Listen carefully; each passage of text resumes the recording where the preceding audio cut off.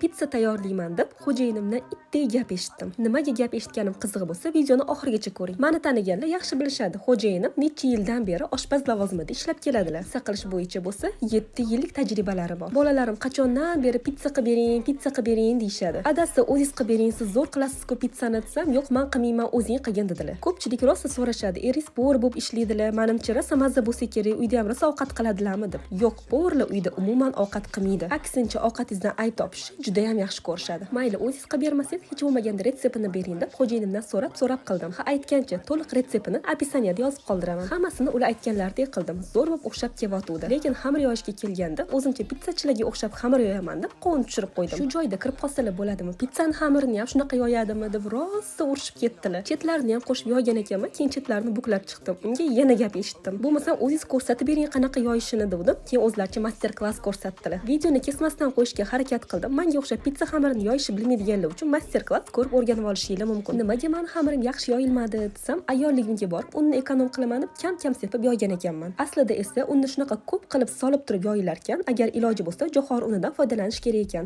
Mana o'rgan qo'ybosh, xamir qanaqa yoyish kerak. Xamirini o'xshatib yoya olmagan bo'lsam ham, lekin mazasida ko'chadagi manaman degan pizzalardan umuman qolishmaydi. Asosiysi bolalarim mazza qilib yeb olishdi. O'xshadimi yo'qmi, kommentariyada o'zingiz fikringizni bildirib keting. Aytgancha, bu pizza uchun aynan Pure Milky brendini Gouda sirlaridan foydalandim, juda ham zo'r chiqdi. Sirlarini qanaqa cho'zilganini bo'lsa, videoda ko'rishingiz mumkin.